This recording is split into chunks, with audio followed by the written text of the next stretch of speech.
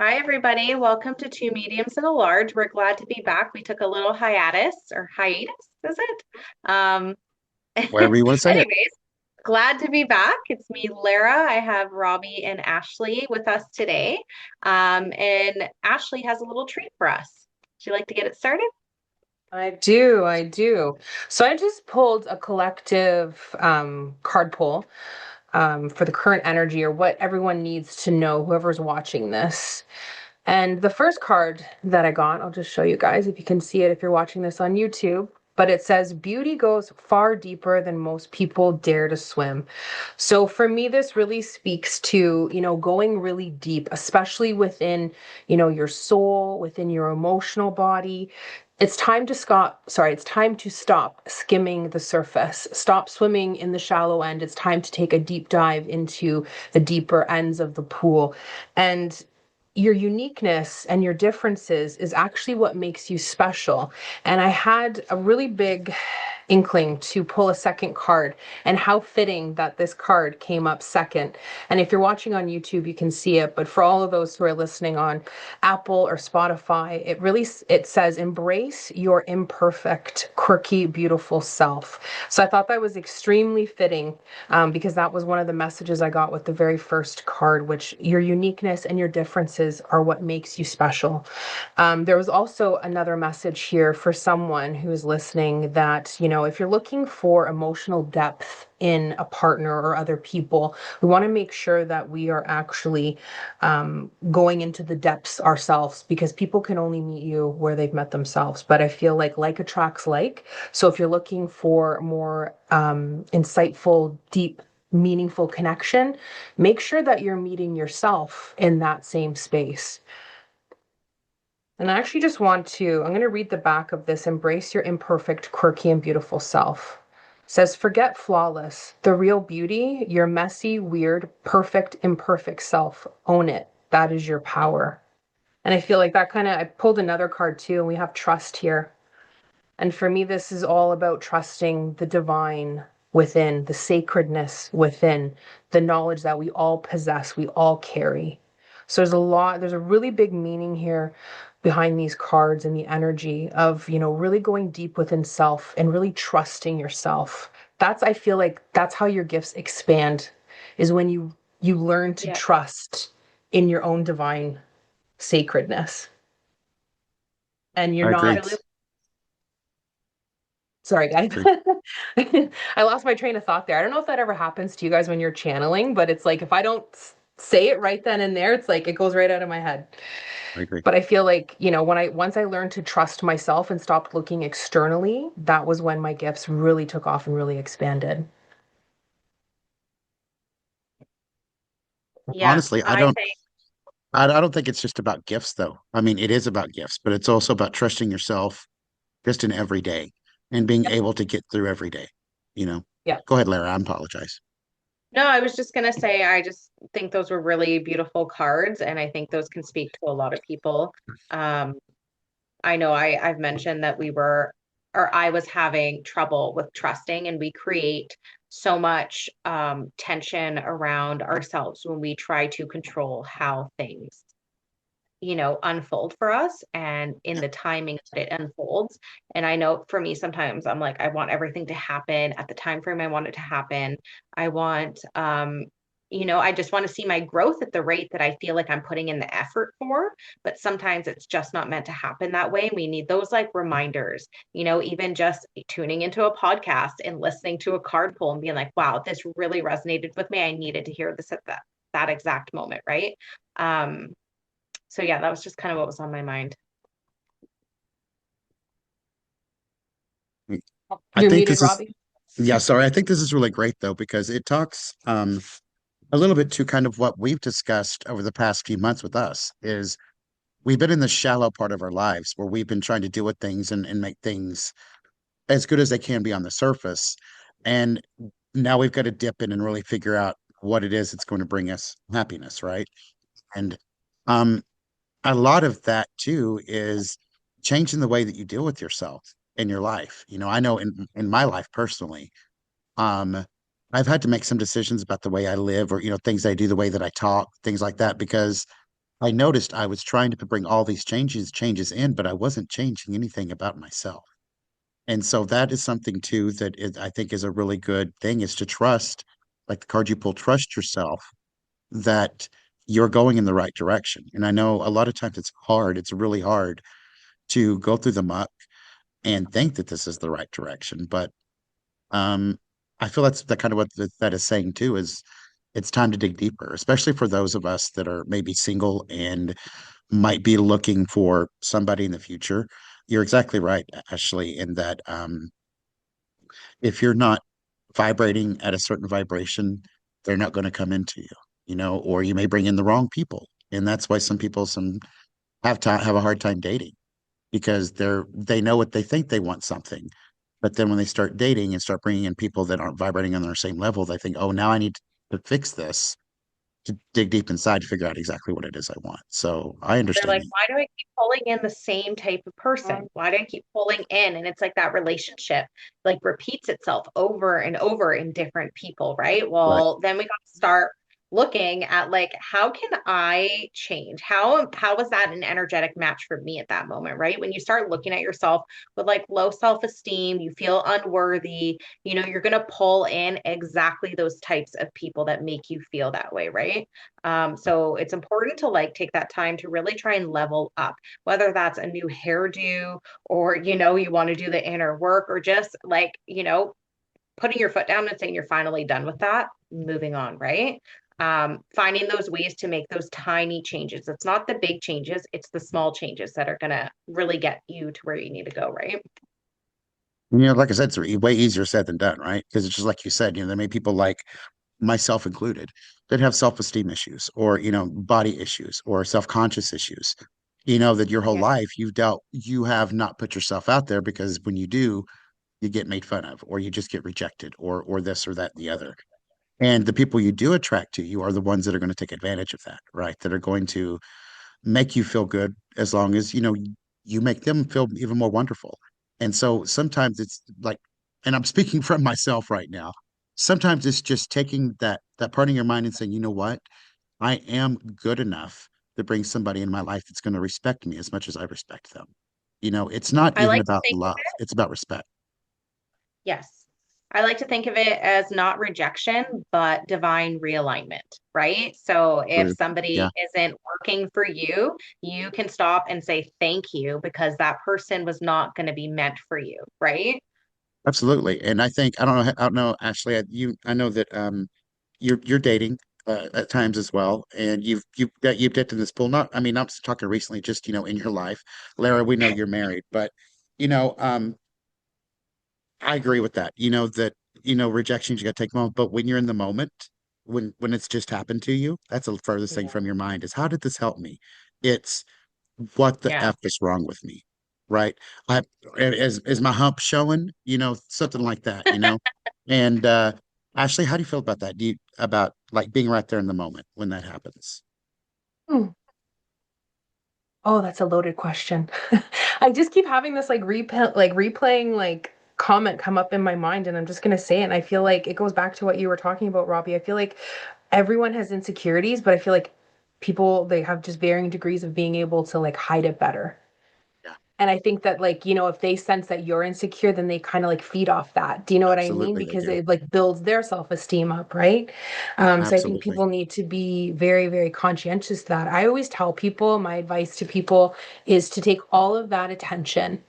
And that's kind of what I've done when I've been divinely realigned is I will take all that energy that I was willing to put forth onto that other person and put it right back on myself. And it can be hard sometimes because you know, people, especially in the spiritual community, I feel like a lot of us have this like very giving um qualities about us. We want to help people, we want to serve, we have a tendency to overgive. So I feel like in the love arena, we probably have a tendency to overgive as well. And some people they either don't know how to receive it or they don't know what to do with it. So I feel like your best course of action is to really take your power back, really focus on yourself, trusting yourself and building yourself up into this amazing person. And I feel like that's the kind of energy that's going to bring the right person when it's the right time into into your life. I agree. And I think it's really cool though, because it's not just talking about romance. It's also talking about friendships and, Mhm. mentorships and other types of relationships that, I think, we discussed this not long ago, that, there comes a time when you have to say, you know what, I'm putting way too much into this relationship that I'm getting back, this friendship, this whatever, maybe even the slightest thing that you may think isn't important, like sending a text or, not hearing from somebody for 3 or 4 days. Then you Yeah. both get into this game of, well, they didn't reach out to me. Well, they didn't react to me either. And it's more of a mind game than it is a friendship. And I don't want to deal with that anymore. If Yeah. Whoever cares less wins, right? Yeah, Like, exactly. yeah. Like this nonchalantness, like, oh well, you're my friend. But I have friends now that will just reach out to me and say, hey, I haven't heard from you all day. Are you okay? And I say, yeah, I've been busy. All right, just checking on you. And that's it. But because I would do the same thing for them. But there At are a least lot they of put people, that energy in to check on you. right. But there are a lot of people that'd be like, oh, I haven't heard from you. Well, I'm not going to reach out first because he hasn't reached out to me. And then 3 days later, you're both in this. Well, I'm not going to do it because they didn't reach out to me. I mean, just freaking do it. There's no nonchalantness in relationship. Nobody, exactly like you said, Heather, nobody's going to win for acting like they care less, you know, and nobody's really going to say, oh, they care too much about me because they double texted me. That's something I read yesterday that I didn't know was a thing or an ick for some people, is if you text somebody and then immediately text again a double text, oh, they double texted me. I'm not doing what the crap kind of crap is that? You know?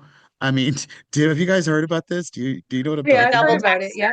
I'm the Yeah. double texter and the double caller.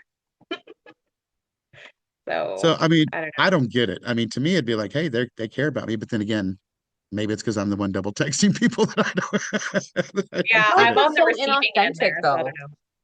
I What's feel like that? that's inauthentic because like I feel like if something's meant to be, it will be. You don't have Yeah, to overanalyze anything. You don't have to look at, oh my God, I spelled that word wrong. Oh my God, I sent another text message. Oh my God, I called them. right. Like I feel like, you've got these people that love to play games because they love to them, and it's programmed from childhood in their relationships. They believe that love, toxic equals love. And if it's not difficult or if it's not a mind game or if there's not this huge chase, that it's like not love, right? But it's just because your nervous system has been like made to believe that like that's how love shows up when actuality it's not. So um I feel like you've got all these people that want to play these games, and like, yes, I do think you need to match energy. Like, if someone, obviously, if you're just in the early stages of dating, it's not like, you know we're going all out, we're going to get married in 3 days, right? Like, I think you have to build into, relationships. But I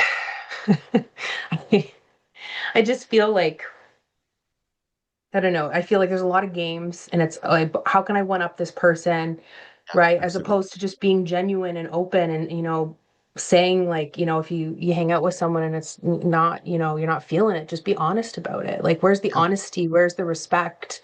Why does it have to be this crazy toxic game? I'm not going to say I don't play games. I'm not perfect, but I feel like I'm authentic, and I feel like I'm very honest, and I know what I'm looking for, and I don't have time. I'm too busy to play these yeah. silly games. And on the same spectrum, if you're enjoying being with somebody, why not say it? Why do you have to hide it? Exactly. Why do you have to Exactly. be embarrassed to tell somebody, "Oh, I had a really good time tonight"? Are you going to be cooler? Is that going to get you more cool? I don't get that. I don't understand it. But And again, I haven't.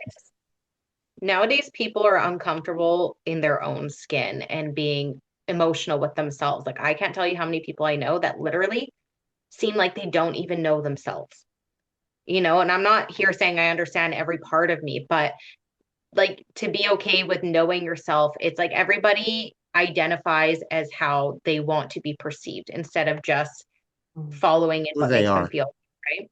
Yeah. Yeah, So I think it's not so much about the person on the receiving end, it's that person can't receive it the way it's being meant to receive.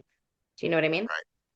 Mhm. And then there are some people that will manipulate it no matter what, right? Those narcissists or the people out there that just feed off of everybody's energy.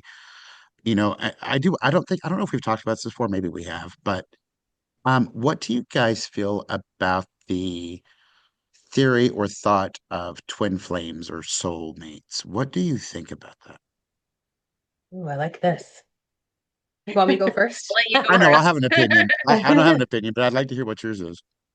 Okay, so I know like a lot of people, and I just want to preface this by saying what is necessarily true to me may not be true to other people because we are in a collective timeline, but also our own individual timelines.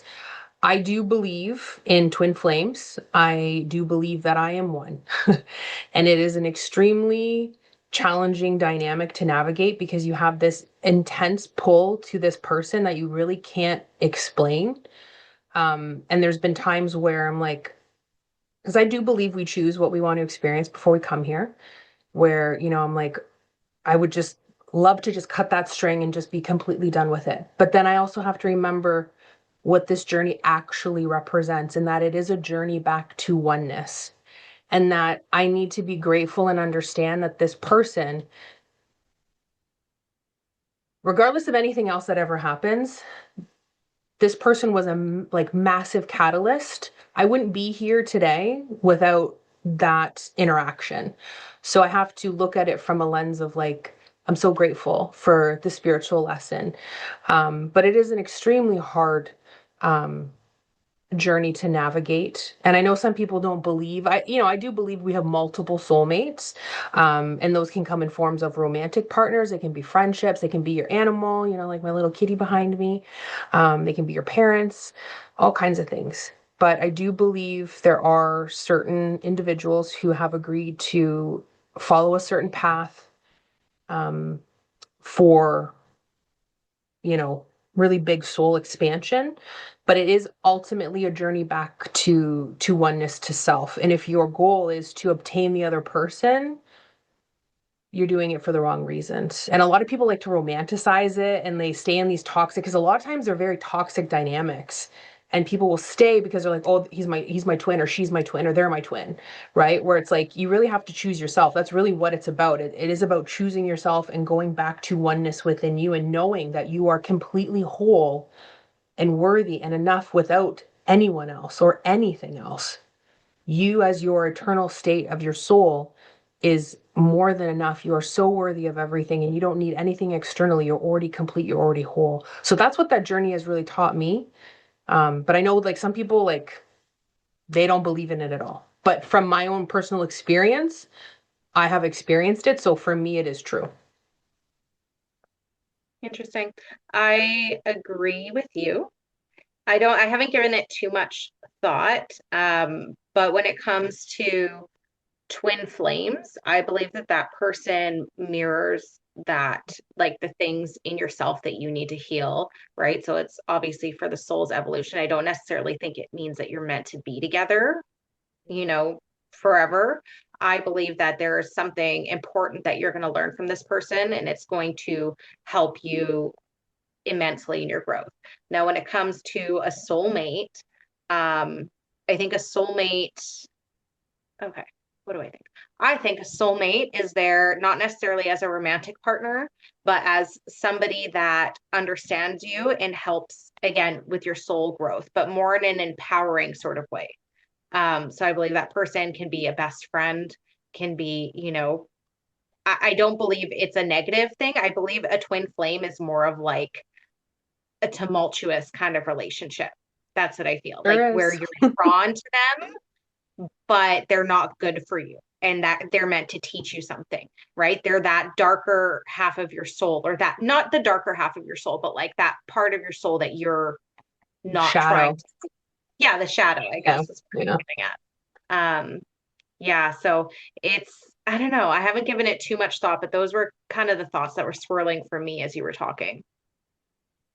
Okay. Yeah, I don't really disagree with either of you. I mean, personally, I don't really believe in a twin flame type of situationship. I do believe that we have soulmates, but I believe kind of like you two do in that it doesn't necessarily mean romantic. It's to me it'd be more like those I guess what we would kind of call the major arcana in tarot. Those major goalposts in life, where at one point you're taking a leap of faith, there's change, there's upheaval.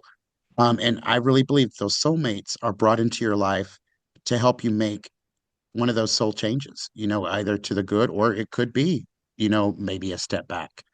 But I believe that they are here to help us evolve, whether it's understand those shadows within ourselves or understand that love is here and, we love them and we go on forward with them. But um, and maybe it's because I've never really experienced a twin flame, I guess, or what I would consider a twin flame.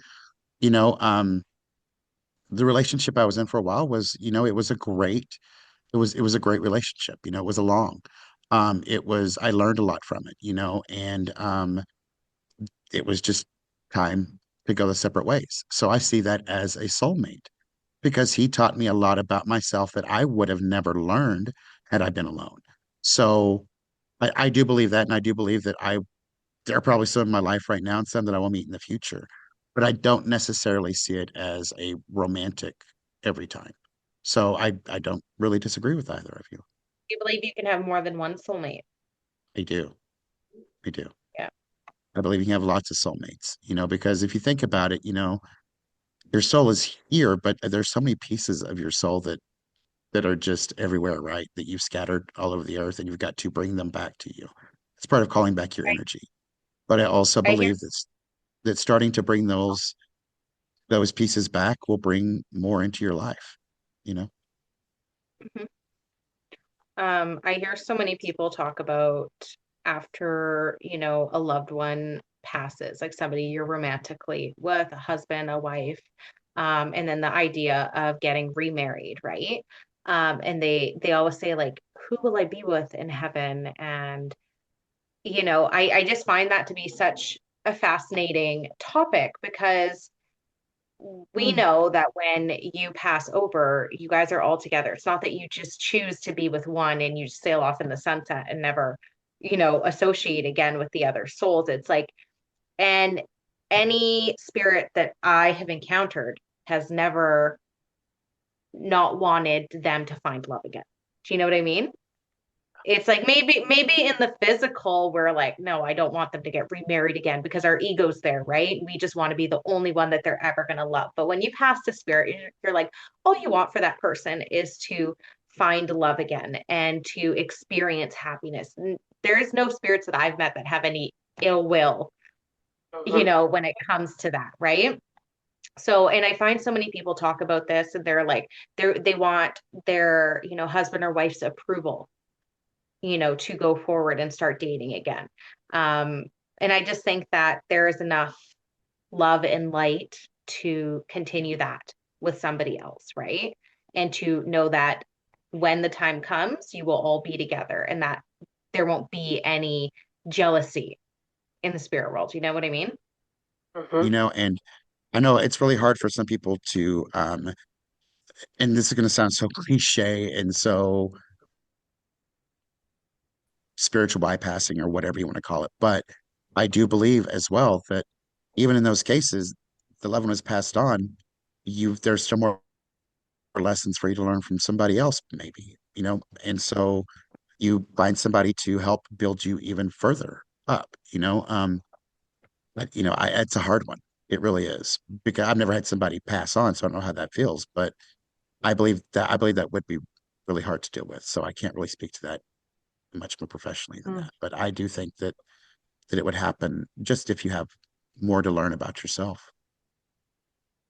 Had this Yeah. come up in a reading last week where um, the spirit communicator had actually told me that the person I was reading for, like they gave them the thumbs up on the relationship. So they had a partner who had crossed over quite a few years ago and they were in a new relationship. And that actually was a message that came forward was that the person in spirit actually um, was very supportive of the relationship that the person was in now, which was, really nice to hear. So it just validates, Lara's point there. So, and I know that can be difficult. And interesting enough, I mean, you did a mediumship demonstration the other day and you pulled through an ex-boyfriend of mine. So that was very interesting. um, That was a fun night. They're opportunists, though. I mean, like he definitely took advantage of that opportunity. That just goes to show you too that they will pop in when it is right to do so. But Can I um, interrupt for just a second? Because it just yeah, kind of Yeah. like you said with the channeling, this question just came in, and I think it was channeled, so I've got to ask this. So this is a good segue to ask a question that's more kind of woo-woo here. So I know this is a question some people have. Ashley, this ex-boyfriend came in through Lara for you. Why do you think you being a medium, he didn't come directly to you? Mm. Like, which kind of leads into why some mediums will say, I can't contact my own, but other people can. So what do you think about, and I'm sorry to get this off track here, but that question just popped in as you said that. No, I that's like that that's question. that's a great question. So he actually had been, but I was shutting it down. So Oh, okay. yeah, he had started to pop in, and I was like, I don't want to talk to you. But him being him, I'm not surprised. He's persistent. So I had a feeling he was going to circumvent it and go to Lara to relay those messages. And now, like looking back on it, I think I just needed because I'd only found out recently, and it was even though I wasn't in a relationship with him and it had been several years, there's still processing that needs to happen, even for someone who's a medium, right? So especially like to pass away at like a pretty young age, it was pretty dramatic how it happened, but he was definitely popping in, but I was like, no, I don't want to have this conversation because we did kind of have a volatile, I don't know if I said that word right. Yeah. We had a toxic relationship. So I think for me it was kind of just easier to shut it down. But I feel like spirit knows best. And I feel like in a way it's kind of the reason why he came through Lara was kind of confirmation for me too. That's like I knew he was there. I knew he was trying to communicate. But then sometimes you think to yourself like, "Oh, I'm just making it up," right?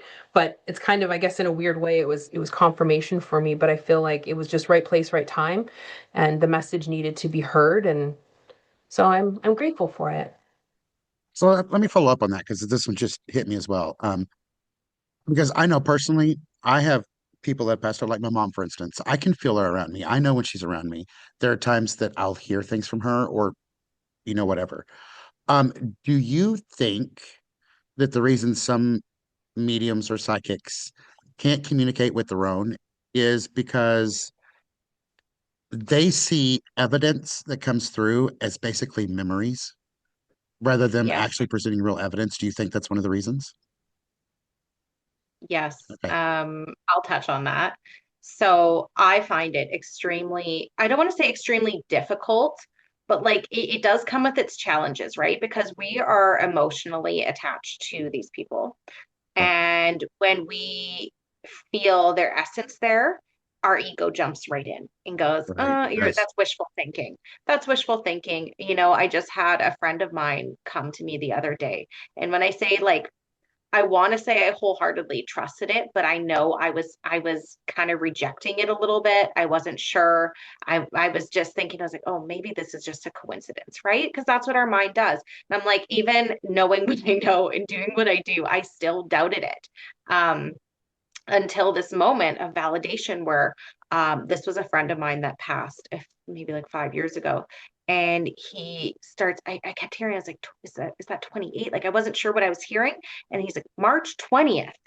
And I was like, okay. And I wasn't sure. And then sure enough, after this connection happened, he was giving me all this evidence, but I was just shrugging it off. I was like, like maybe this is just you, Lara. I went on, signed on to his Facebook page just because I was like feeling like I missed him in this moment. And sure enough, his birthday, March 20th. I was like, oh. So in that moment, that was the validation that I needed to know that I wasn't like making shit up, for myself. And I think that this was somebody that was a good friend of mine, but I can only imagine like if you are communicating with somebody that is like really close to you, that's hard for. I even find it a little bit difficult to read for people I know really well Yes. because I know so much about them. I'm emotionally attached for them and I want that person to come through. And so now that I've developed more, I can distinguish, right? What's spirit and what's my imagination. But when it comes to myself, it's still trickier. What you, Ashley?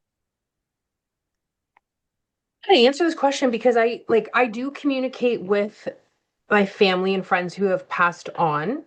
Um, but it's more in a capacity of like when I'm in a meditative state, it's like we're playing like a symbol game. So it's Yeah. like it's almost, if I can describe it this way, like with my aunt who's passed, she'll give me, her nickname, or she'll show me memories or certain things, and it's almost like we're playing out a reading, I guess. Do you know what I mean? So it's like they're not giving me new information, but I already know so much about them. So it's more like they're working with me to progress my mediumship, if that makes sense. But I have Yes. had like situations, I don't know if I've talked about this on the podcast. So I actually live in a house where my former coworker and friend had passed away. She owned this house. Now her son owns this house. So I still live here. And she passed away here. And there was a situation, I won't get into it, just out of privacy, but there was a situation that had happened, but I didn't know it had happened yet. And I was literally in this room and I was doing my makeup and I heard clear as day, Heather, you have to take care of him. Like it was like someone was just standing right beside me, like talking right in my ear, and I was like, "Who?" And I didn't even know who it was from. I was like, "Who do I have to take care of? Who are you?" Literally 2 seconds later, I get a knock at the door, and he comes upstairs. He said, "I have to tell you something," and something had transpired, and I was like, "Oh my God, that's what she meant." So I feel like I don't connect with them in a sense to gain, but I feel like in Lara's situation is a little bit different. I feel like with the people that I know who have crossed over, it's not really like I'm looking for more evidence because I knew them so well, but it's more of like these people helping me to kind of play out readings and work with me like in a symbolic way to strengthen my mediumship. But I do get messages. I have a tendency to like hear messages like that. So usually if there's an important message from a family member, they'll usually send it as like what I'd call like an auditory. Like I'm going to hear it. It's my own voice, but it's not me. That's interesting. I have found, when my family or loved ones are around me, I feel them. Like I said earlier, I can feel my mom or, feel like, oh, this is my aunt or my whatever that I feel around me.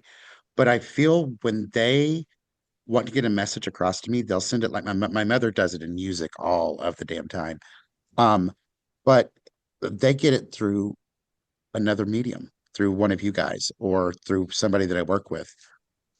Simply, I don't know why, but I think it might be because they probably would think that I would tell myself I was making it up.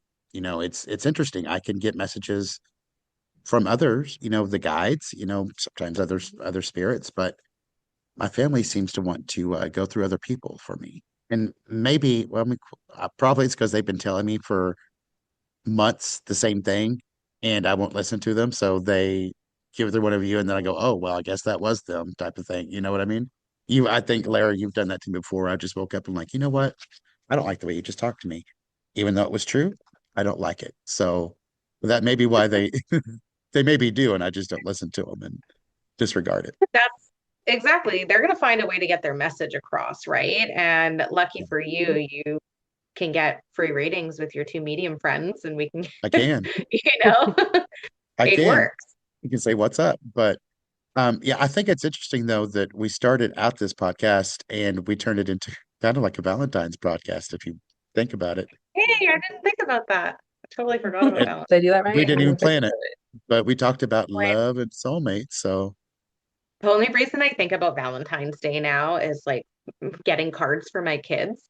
Cause I'm like, me and my husband will probably end up with like a pizza in the bed and like watching a show.